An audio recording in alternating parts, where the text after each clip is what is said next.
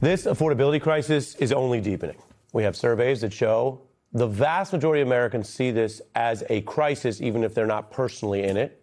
About half of Americans say they now struggle to afford the basics, like groceries and gas. Housing foreclosures, did you hear this? Just hit a 7-year high this week.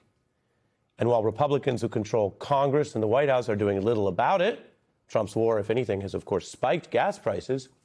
The signs that people are struggling are now all over our culture and our discourse. You go online, there are memes about living on the financial edge, not sure if I have extra money or if I forgot to pay a bill. Relatable. And then there are artists who came up from poverty trying to meet people where they are in this economy. Bronx artist Cardi B showed, frankly, a lot more awareness than many D.C. politicians when she recently was mixing her album promotion with a direct acknowledgement that many people and her fans can't afford necessities today.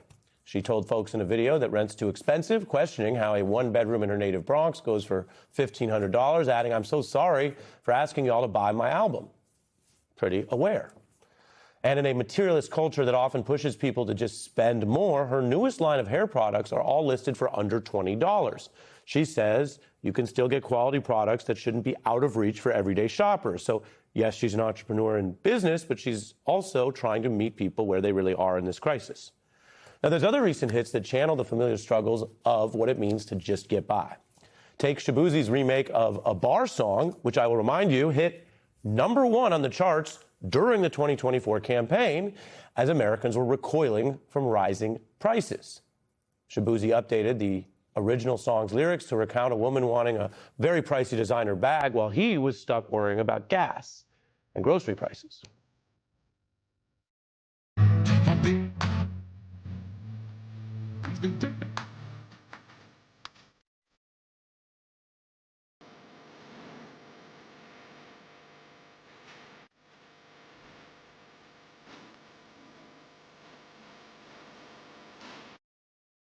It was catchy, but people were also feeling it. It was a leading indicator that folks were fed up with that Biden-era inflation, just as they're mad at Trump gas prices today.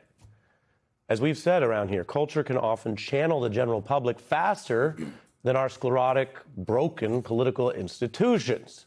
Now, you might not find every public policy solution on the radio, but an eye on the charts can definitely keep you tapped into what's on people's minds, from Dylan to Cardi. And that brings us to a journalist who's very tapped in right now, Brian B.Dot Miller, a veteran of MTV and Complex, a music writer who just published his top artists of 2026. You said opinions from total strangers take you out of your ways. Does that still bother you at this point in your career?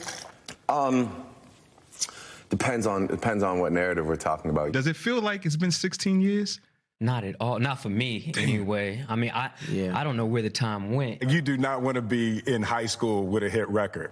It's too much power for one man to have. Being in a high-profile relationship and, making sure everything looks good in public, but, when the doors get closed. No, it's just life.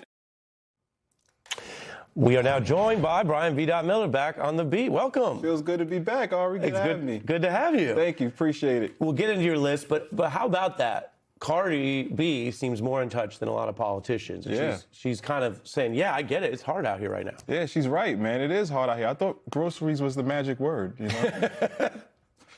got me. But yeah, she's right. It's hard out here. And I think she does, have this sort of this remorse for her fans having to buy her album at this point. But, she's doing the best she can and helping out everybody. Yeah, and a lot of artists are aspirational, so there's such an emphasis on the next step and making it. Exactly. And then some say, okay, I'm all in that fashion, Paris vibe, but others seem to be saying, no, I get it. Like they see who's coming to their shows and they're still in that interactive mode. I think that's part of Cardi B's appeal is that she is down to earth. She seems like a round-the-way girl. And I think that's why a lot of people can relate to her and like her. She's a real affable kind of person. An LL Cool J reference. There you go. Look at you. We didn't know you were so old school. I thought you were new school. I'm so old school already. Yeah. Your list gets people talking. Yes. Some people do these annual lists. You do it at the half-year mark. Yes. Let's look at your top 3 rappers of this year. The best ones. Yeah. Yeah. Explain it, and we'll put it up.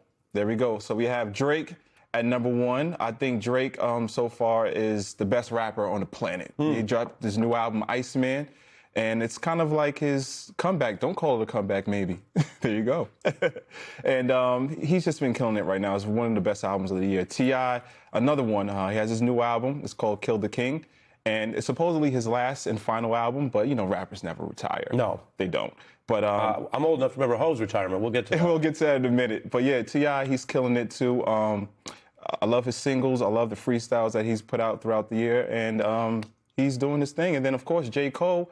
He kicked off the year with his Birthday Blizzard mixtape that was free available online, and he has his album as well, The Fall Off. Yeah, let's go back to, I'm going to go back to top three. We'll go back to the first slide because if you're right, and some people say you're not, because you get people talking, then your list suggests that the battle's really over because you got two of the top three slots with people who were basically in that Kendrick battle or Cole bowed out. Yes. Response. I do think the battle is over and the grass is greener on the other side. I think Drake has weathered the storm.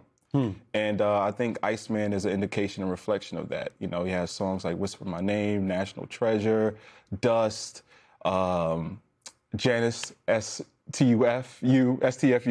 So, yeah, I think he's... when you mentioned Janice... Yes. I cannot confirm or deny whether in the MS newsroom today there was a cup of green tea being used as a dad joke prop in a Drake discourse. I can't... You can't confirm nor deny. But it's a hint the way I said it.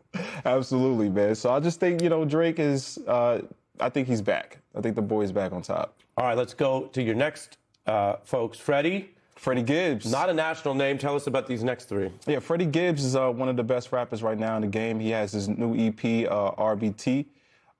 He also has his album is the deluxe version of Only Die Once. And he's been littered with a couple of guest features throughout the year as well. So Big Boss Rabbit. Big Boss Rabbit, okay. Then we have the very controversial Ye. Yes. For folks who despise his politics, his use of his platform, his sowing of hate and anti-Semitism. Let's explain, because we're objective in the news, explain why he still has people coming to his concerts for his music. Yeah. Perhaps not for his very regrettable views. I think for that very reason, the music. You know, music has always been a panacea, you know, for wrongdoing. People tend to get amnesia if you have a hit record. And a hit record seems to be the problem solver. But, you know, this new album, Bully, it feels like he's on his road to redemption with this project, and it's really good, you know, for musically, of course. So if we have a viewer watching who says, well, this seems like they're going to a hate rally, when you fill SoFi Stadium in a liberal city, it's probably not everyone endorsing his politics. Absolutely not. I think a lot of people repudiate what Kanye stood for and maybe still stands for, but at the end of the day, I think people just care about the music. Now, I love a throwback.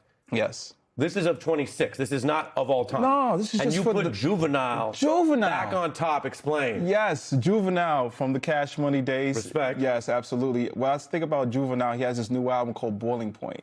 And, you know, look, the old dog still got some tricks in him. He has a gold single right now with Megan Thee Stallion called BBB, and he's just been impressive throughout the whole project. So I recommend that. Which name on your list has gotten the most criticism? Because people criticize your list. Oh man, the most criticism. You know, they hate the boy. They hate the Canadian Drake. Man. They hate him. So I think that probably might be the most criticism I've received. Do they think you're compromised? I can't. Maybe I am. Maybe I'm not.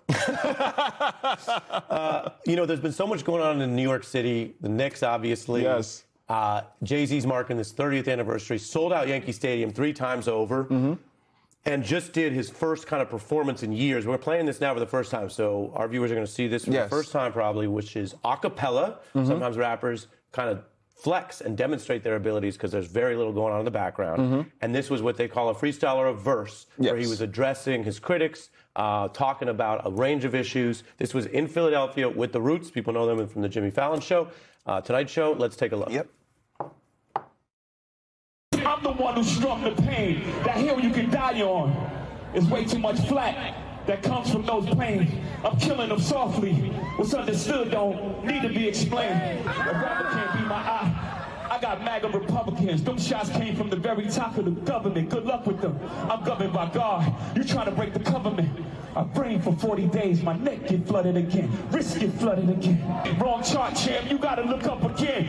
Look up the hole. I never looked up to them. The Roots remember, even when the trees pretend, not too much of my name. Don't forget who I am. I was there for that. I'm happy to say I was too, watching. The Roots, remember? Yes, the Roots. What's he talking about? He's talking. It's kind of a play on words. You know, the Roots are the band. They were there when he first got his start, and you know, at the end of the day, no matter how tall a tree grows, the roots are always going to remain the same. So, you know, you are who you are. You can't change that. You're getting very close to saying it. You could change, but that's just the top layer. Ari, you got me. He was who you was when you got here. What does it mean to see him in full control and giving us new ideas and thoughts there, where he was addressing a lot of criticism? Yeah, you know, whenever Jay-Z speaks, all eyes are on him. You know, and we're anticipating new music from him. It's always a stream of consciousness whenever Jay-Z speaks. So, you know, it was always great to hear him. He doesn't do too many interviews. He doesn't do too much press. So, you know, he gets his point across through the music. He speaks still through his art. Absolutely. Yeah. And there he seemed genuinely outraged that various people would put dirt on his name with everything he's achieved and the level that he's at. Kind of like, as he said at the end, don't forget who I am. Of course, don't forget who I am. You know, at the end of the day, Jay-Z is still Jay-Z, and his name means a lot, you know, so he's going to stand by it. A lot of New Yorkers filling up Yankee Stadium. 20 seconds here. You got any predictions for the shows? Man, I think Eminem's going to come through night 2 for the Blueprint Renegade. I think we'll get that performance. I think we're going to see the return of Foxy Brown, Sauce Money, of course, Memphis Bleek for Coming of Age, and we're going to have some surprise guests maybe on night 3. I can't wait. Respect. And Memphis Bleek is supposed to pop by the beat soon. So that's really cool. Bleek? Early update. Brian, always great to see you. Respect what you do on your platform. We love hearing from you. We will be right back. Yep.